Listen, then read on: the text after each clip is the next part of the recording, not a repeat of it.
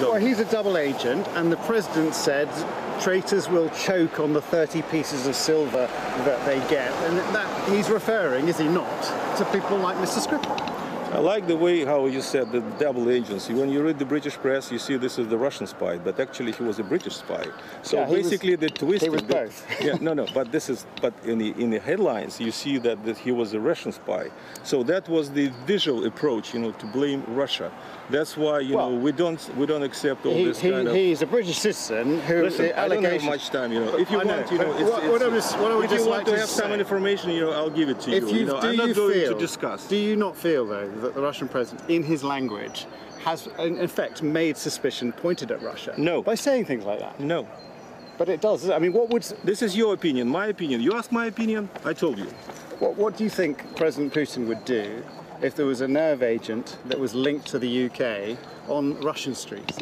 First, we want to see the samples. Full stop. Without the samples, without the official procedure of the organization of the prohibition of the chemical weapons, we're not going too far. I think that Britain should follow the international law. Would you accept that if someone independently assessed the samples, you would be happy with that? The independent, somebody independent, this is exactly the organization. And this is the organization of the prohibition of the chemical weapons. We're the member of that organization and the Britain is member. We subscribe under the procedures and the Britain subscribe. My question is, instead of putting the request to this organization, the Britain chosen the way of the 24 hours ultimatum without giving us any access to the facts, to the investigation and to the samples. Finally, what are your thoughts about the couple who are currently, the pair and the police officer as well, who are currently in hospital? We have huge problems with that because we don't have access to them.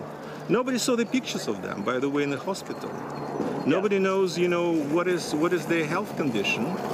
We accessed the consular accents, and so far we didn't get any reply. But for us, it's very suspicious. So you doubt whether they've even been poisoned, or what are you saying? We didn't see their condition. We didn't see them. The fact is, there will be suspicion of Moscow amongst the British public because of its Russian enemies of the state dying on British soil. There's a suggestion that it's a Russian chemical that's been used to kill them. They're not friends of Vladimir Putin, and he has made the words, as I said to you earlier, suggesting that traitors would pay for their crimes against Russia. What do you say against all of that to the British people? I want to say that we need transparency. We have to understand how the investigation is going on. We have to get the samples of that substance from the British government officially. We have to follow the procedures of the organization of the prohibition of the chemical weapons, and we are ready to give the answer and to provide the consultations within the 10 days. And we want access of our consular to the Russian citizen Skripal in a hospital, because we don't know in which condition this Russian citizen is, and we want to get the results of all analysis. We want to know everything. Well, so far we don't have this information, and that concerns us. Ambassador, thank you very much for your time. Thank you. Well, that was Alexander Yakovenko, the Russian ambassador to the United Kingdom, talking exclusively to our correspondent Jason Farrell. Let's go to Salisbury, where Rebecca Williams has an update on the investigation for us. Rebecca, what can you tell us? Well, there has been a flurry of activity in this area today, Gamal. It is becoming quieter, but we have seen at that recovery garage where we understand Mr. Skripal's BMW vehicle was taken a few days ago. There have been forensics there doing an analysis of that vehicle, and of course it was found on Monday in the Sainsbury's car park, which is just a stone's throw away from where we are here. This is the crime scene where Mr. Skripal and his daughter were found on that Sunday afternoon, unconscious and collapsed, having been exposed to this nerve agent. We've also seen in Gillingham, which is about 30 miles from here in Salisbury, a lot of activity there today from soldiers and the army.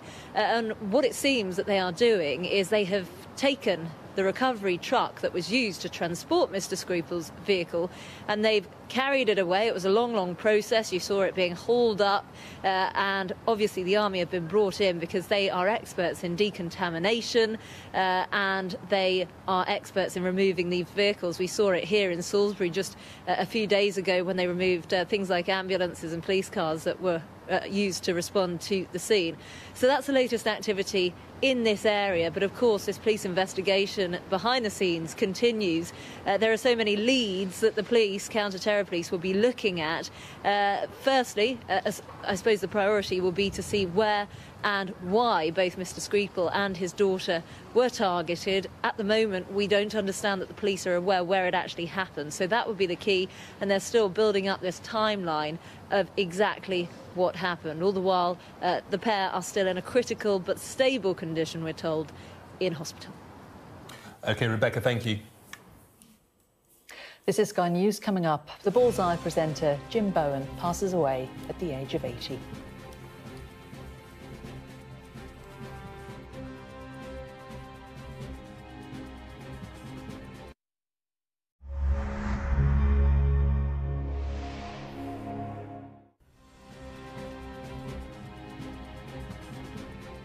Hello, I'm Claire Bridge with your showbiz news. A warning, there's some flash photography coming up. Jay-Z and Beyoncé have announced they'll hit the road together this summer for a stadium tour. The couple will kick off their On the Run 2 tour on June the 6th in Cardiff, Wales. The tour will hit 15 cities across the UK and Europe and 21 cities in North America, including Boston, Detroit, Los Angeles, Atlanta and Miami. It'll end in Vancouver in October. Tickets go on sale on the 19th of March.